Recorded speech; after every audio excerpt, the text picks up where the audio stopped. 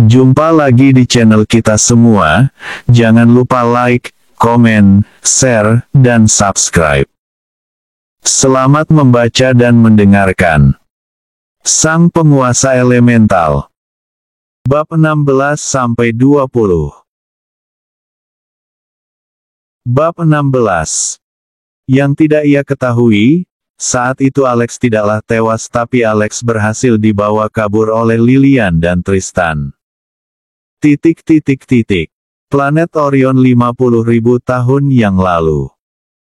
Bangsa Blue Light Spartan adalah ras dengan rentang usia yang sangat panjang, mereka bisa hidup hingga usia 80.000 hingga 90.000 tahun, bahkan beberapa ada yang hidup sampai 100.000 tahun.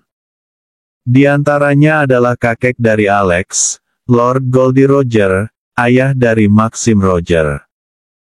Selain itu, Lord Goldie juga merupakan kesatria terkuat sepanjang sejarah bangsa Blue Light Spartan. Ia merupakan satu-satunya kesatria yang bisa mencapai level petarung tingkat 7 dengan pancaran cahaya energi berwarna ungu. Itu merupakan puncak level kekuatan yang diketahui sampai saat ini. Lord Maxim sendiri hanya memiliki level petarung tingkat 5 puncak dengan pancaran energi biru muda, sedangkan Alex berada pada level energi tingkat 6 berwarna biru tua. Sementara Black Cyborg, sebenarnya belum mencapai level 5 puncak. Harusnya jika kekuatannya terus berkembang, dia baru akan mencapai tingkat itu sekitar 500 tahun kemudian. Namun ia berhasil bertarung seimbang dengan Lord Maxim dan bahkan bisa melukai Alex dengan parah, karena dia menang dengan cara licik.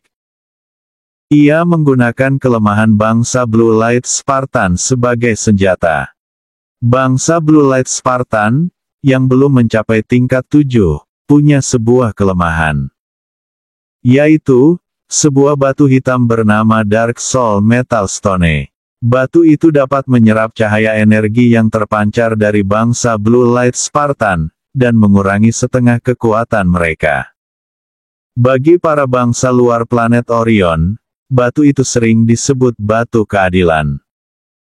Karena menurut mereka, batu itu bisa memberikan kondisi yang adil dalam perbandingan kekuatan mereka dengan bangsa Blue Light Spartan. Sejak lahir para penduduk planet Orion memiliki sebuah keberuntungan, yang mana sejak usia 1 tahun mereka sudah bisa menggunakan kekuatan mereka. Bukan hanya itu, mereka juga telah secara otomatis mencapai level petarung tingkat 5 awal, yang merupakan sebuah level yang tergolong tinggi, itu sebabnya mereka termasuk bangsa yang berada di peradaban puncak. Hal itu secara otomatis menimbulkan rasa iri dan benci di hati beberapa ras lain.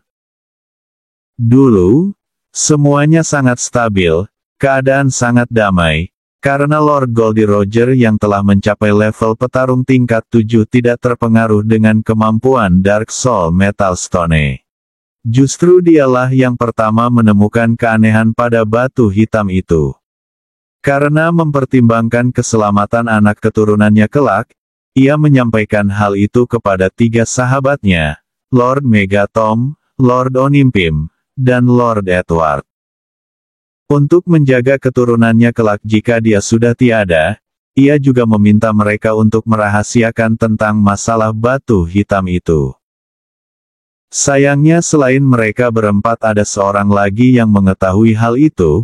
Dia adalah pelayan dari Lord Megatom, Ginintom yang merupakan ayah kandung Pantom. Saat itu, Ginintom berencana untuk melakukan pemberontakan dan menguasai planet Rhino. Ia sudah memulai rencana awalnya dengan membunuh calon pewaris tahta Lord Rhino yaitu putra Megatom satu-satunya yang bernama Yiltom. Setelah rencananya terungkap, Ginintom dihukum mati dan Megatom mengasingkan seluruh keluarganya. Lalu beberapa dekade berlalu, Lord Goldie Roger akhirnya menghembuskan napas terakhirnya karena usia tua.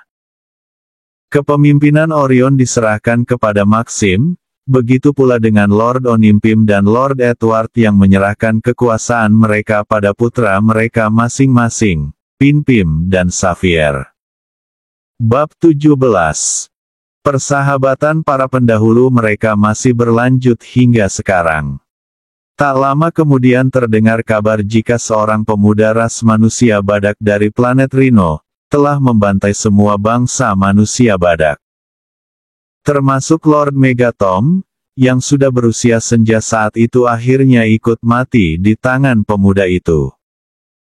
Pemuda yang dimaksud, tidak lain adalah Pantom, Jenderal Utama Black Cyborg. Saat itu ia yang putus asa, dengan penuh rasa benci dan dendam, datang kepada Black Cyborg dan meminta bantuan agar bisa memusnahkan seluruh klannya. Black Cyborg tentu saja tidak menolak. Apalagi, kondisi itu akan memberikan bantuan positif untuk rencana besarnya. Black Cyborg lalu menghubungi bangsa Monkey Speed di planet Great Apes saat itu. Dia menjanjikan pada Gorgon, pemimpin para Monkey Speed, bahwa ia akan menjadikannya penguasa galaksi Granger, dengan syarat ia harus membantu Pantom untuk menghapus keberadaan seluruh penduduk planet Rhino. Singkat cerita, akhirnya penghancuran planet Rhino pun terjadi. Sejak saat itu, Pantom diangkat menjadi jenderal di bawah kekuasaan Black Cyborg. Begitu pula dengan putra Lord Monkey Speed Gorgon, Russell. Kembali ke masa sebelum planet Orion hancur.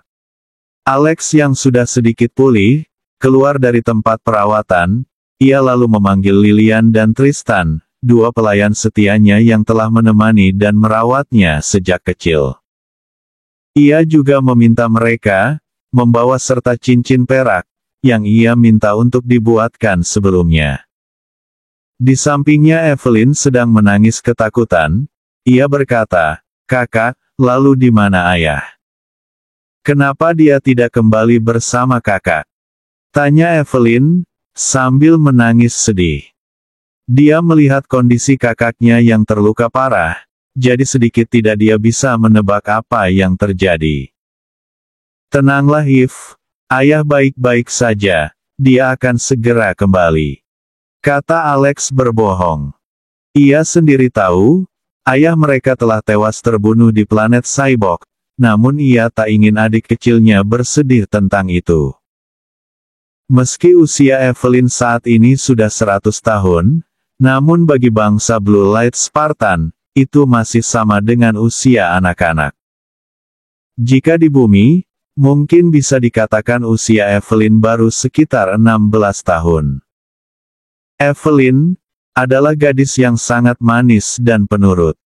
Kata Lord Maxim, Eve memiliki kemiripan 90% dengan ibunya, Ratu Liorda.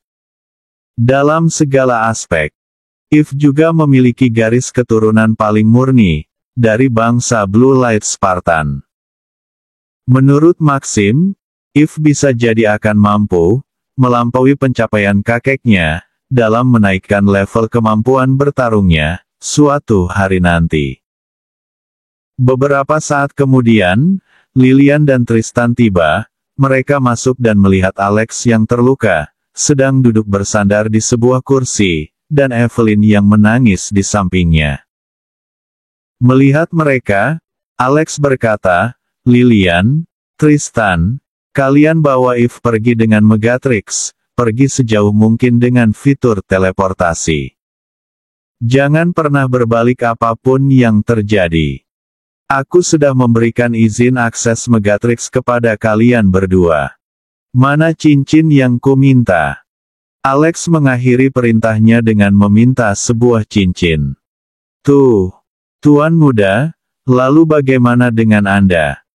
Tanya Lilian cemas, sambil tetap menyerahkan sebuah cincin perak pada Alex. "Aku akan menghadapi Black Cyborg dan pasukannya, bersama seluruh penduduk planet Orion. Jika kalian dengan tidak sengaja bertemu pasukan mereka di tengah perjalanan, bersembunyilah. Jangan sampai tertangkap. Mereka punya Dark Soul Metal Stone di tangan mereka, kalian tidak akan mampu melawan mereka. Alex menjelaskan dengan serius. Lalu ia menoleh ke arah adiknya dan berkata, "If, kamu sudah dewasa sekarang, kau harus mendengarkan kakak, ikuti Lilian dan Tristan, kau harus hidup dengan baik, jadilah gadis yang cantik dan baik.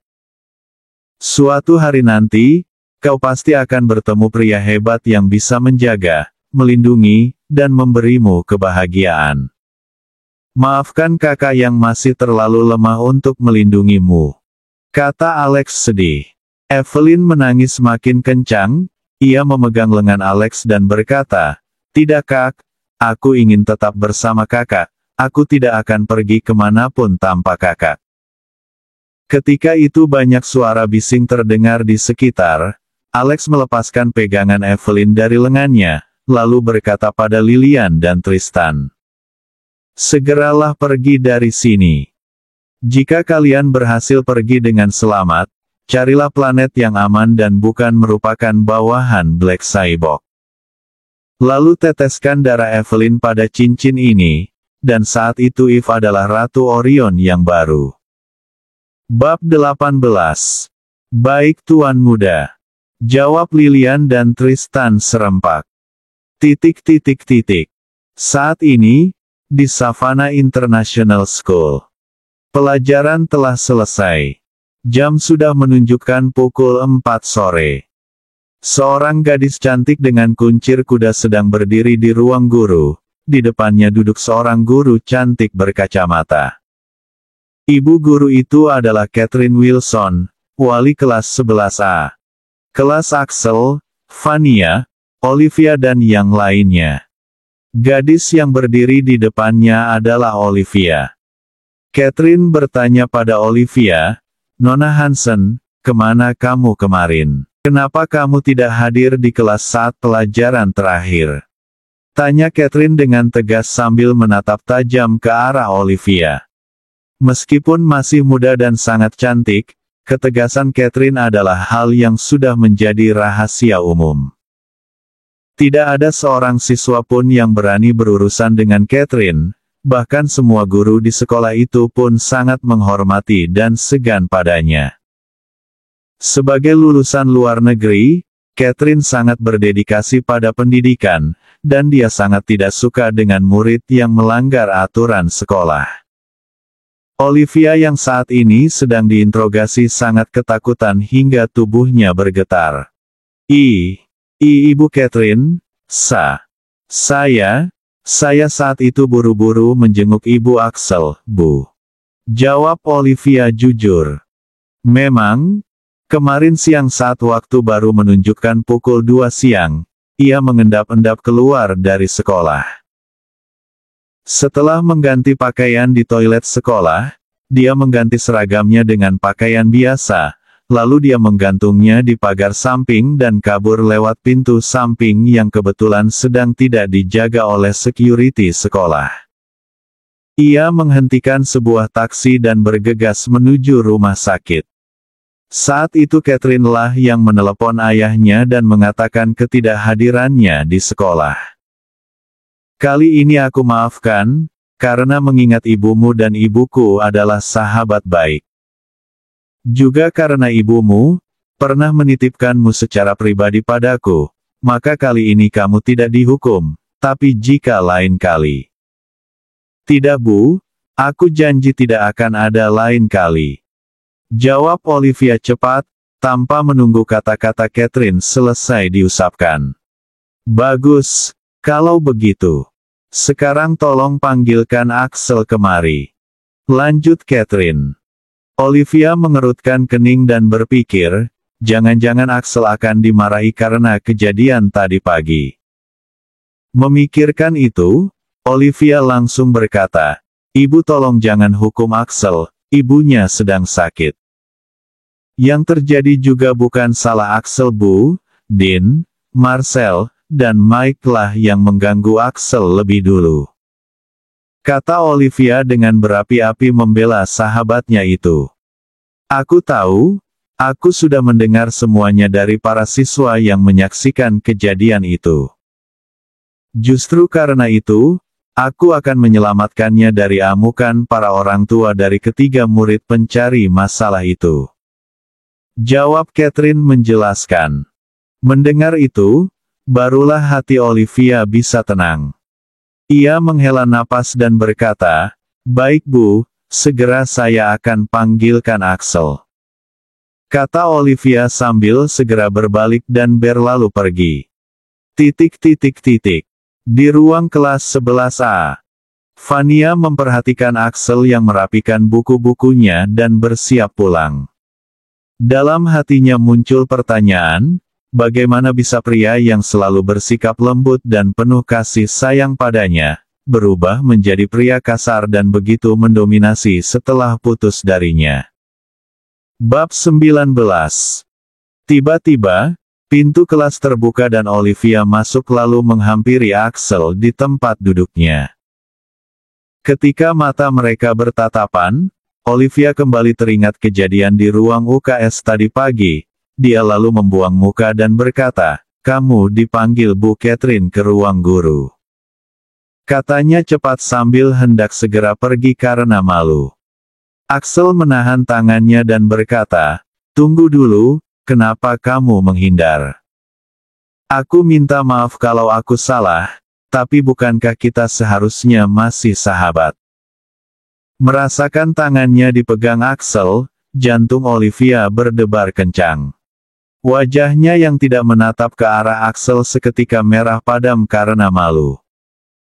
Rasanya ingin sekali ia berbalik dan mengatakan kalau dia tidak marah sama sekali, malah dia menyukai perlakuan Axel padanya. Tapi dia terlalu malu. Vania yang menyaksikan itu, merasakan rasa cemburu di hatinya. Dia merasa meskipun dia dan Axel sudah putus, harusnya Axel tidak begitu cepat melupakannya dan bertingkah mesra dengan gadis lain di depan matanya. Harusnya Axel bersedih beberapa hari dulu karena kehilangan dirinya. Apalagi, Olivia yang dekat dengan Axel adalah gadis tercantik di sekolah itu.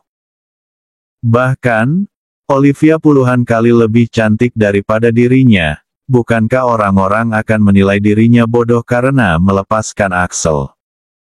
Yang dilihat setelahnya, bahkan jauh membuat hatinya lebih panas. Ia melihat tangan Axel yang satunya, menyentuh pundak Olivia dan membalikkan tubuhnya. Setelahnya, Axel menarik Olivia ke dalam pelukannya. Ia memeluk tubuh Olivia di depan semua orang di kelas itu, tanpa peduli pada tatapan semua orang. Olivia yang merasa malu dan bingung, hanya pasrah dan menuruti perlakuan Axel padanya. Semua orang menyaksikan adegan itu dengan ekspresi yang berbeda-beda. Para siswa laki-laki, tidak bisa tidak merasa iri dengan keberuntungan Axel. Para siswa perempuan menutup mulut mereka, dan merasa hal itu sangatlah romantis. Lagi pula, gadis mana yang tidak ingin mendapatkan perlakuan seperti Olivia? Hanya Vania yang merasa geram menyaksikan kejadian itu. Dia berjalan ke pintu dengan kesal lalu berkata, "Kamu memang cantik Olivia. Sayangnya, kamu tidak punya mata. Orang miskin sepertinya saja, sudah bisa menarik perhatianmu." Mendengar itu, Olivia mengangkat kepalanya dari dada Axel. Ia memandang Vania dan menjawab, "Aku rasa kau salah. Pria baik, tentu saja hanya untuk gadis baik. Dan begitu juga sebaliknya."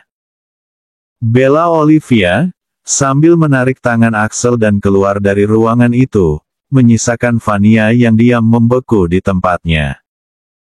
Para siswa yang lain, menatap ke arah Vania dengan tatapan aneh. Mereka ingin melihat ekspresi yang muncul di wajah Vania. Di sebuah tanah lapang, di dekat Savannah International School. Sesosok gadis cantik muncul dari ketiadaan, dia tidak lain adalah Lilian, yang telah mengetahui keberadaan Axel. Dia dapat menemukan Axel dengan mudah, karena sekarang mereka memiliki keterikatan batin antara majikan dan pelayannya. Lilian memperhatikan gedung-gedung sekolah di depannya. Ia merasa tempat ini sangat kuno, sangat jauh berbeda dibandingkan lingkungan tempat asalnya di planet Orion sana.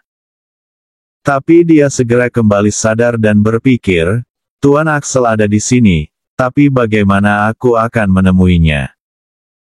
Dia bisa saja menggunakan mode tak terlihat untuk menghilang dari tempatnya dan tiba langsung di depan Axel, tapi dia merasa jika kemungkinan itu akan mengagetkan orang-orang yang berada di dekat tuan mudanya itu. Akhirnya Lilian hanya bisa menunggu Axel di depan gerbang sekolahnya. Mereka juga belum bisa melakukan telepati karena kemampuan Axel belum terbangun. Dia juga tidak tahu kapan Axel akan berhasil membangunkan kekuatannya, jadi dia hanya bisa bersabar. Beberapa saat berlalu, Axel telah keluar dari gedung sekolahnya setelah bertemu dengan Catherine. Ia hanya meminta Axel untuk tidak ke sekolah selama beberapa hari, untuk menghindari kemarahan dari orang tua, Dean, Marcel, dan Mike.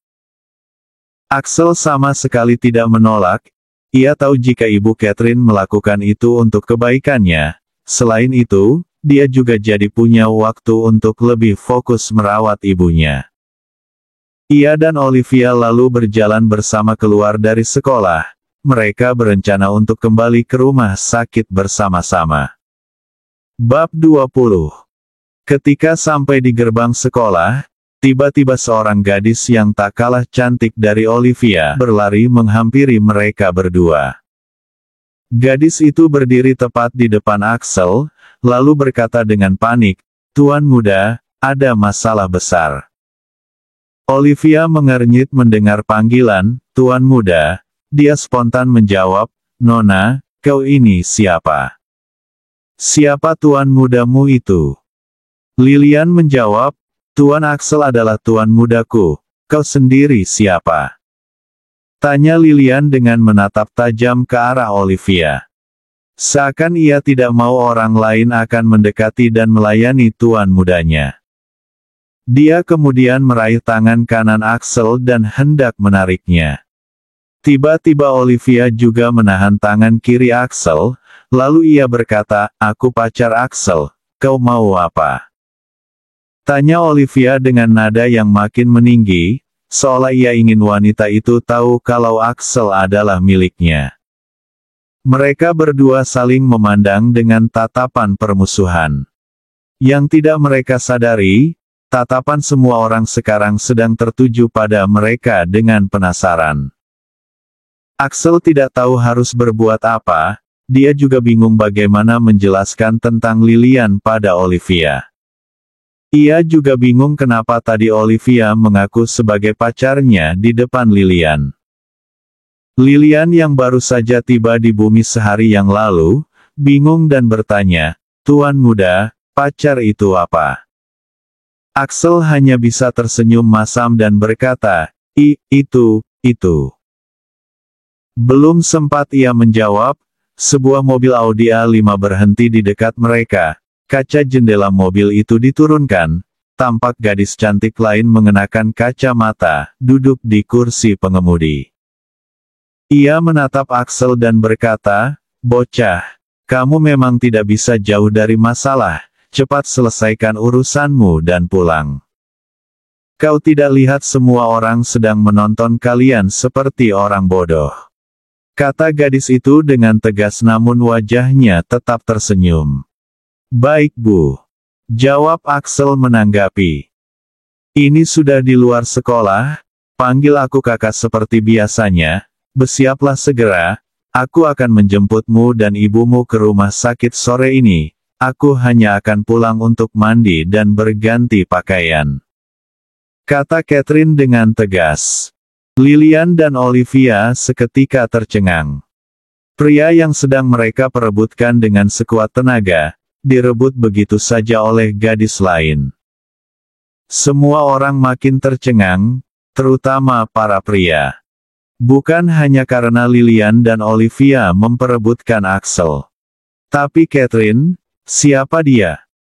Guru paling galak di sekolah ini, bahkan meminta Axel memanggilnya kakak. Betapa ingin sekali mereka ada di posisi Axel sekarang. Mata Lilian dan Olivia memandang ke arah kepergian mobil Catherine, lalu beralih memandang Axel dengan penuh tanda tanya. Tatapan mereka seolah-olah menuntut, meminta penjelasan. Axel yang merasakan tatapan mereka berdua, tersenyum pahit dan berkata, "Apa? Dia itu kakak sepupuku, ayahnya Paman Danny Wilson adalah kakak kandung ibuku. Bukannya kau sudah tahu itu?" Kata Axel menjelaskan sambil menatap ke arah Olivia. "Lilian, kau tunggu di sana dulu, aku akan segera menyusulmu." Perintah Axel sambil menunjuk sebuah pohon besar di seberang jalan.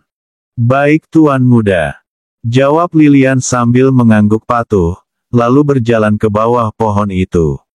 Axel lalu berkata pada Olivia, "Liv, apa kamu percaya padaku?" Tanya Axel serius. Olivia hanya mengangguk. Axel lalu memegang kedua tangan Olivia dan melanjutkan, "Ada sebuah rahasia besar yang belum bisa aku katakan sekarang, tapi aku berjanji akan segera memberitahumu. Sekarang kamu dengarkan aku. Kamu pergilah ke rumah sakit, mungkin ibuku sudah sadar, katakan padanya aku akan segera ke sana." Kata Axel dengan sangat serius. Tapi Sel. Belum sempat Olivia menyelesaikan kalimatnya, Axel sudah menutup bibirnya dengan jari telunjuk. Kamu cukup percayai aku dan lakukan apa yang aku minta. Aku janji semuanya akan baik-baik saja. Kata Axel menenangkan. Baiklah, kamu hati-hati, aku akan menunggumu. Kata Olivia, sambil dengan sengaja mencium pipi Axel sebelum pergi. Axel hanya tersenyum pasrah, saat semua orang menatap iri ke arahnya. Lilian yang melihat adegan itu, menghentakkan kakinya dengan sangat kesal. Bersambung.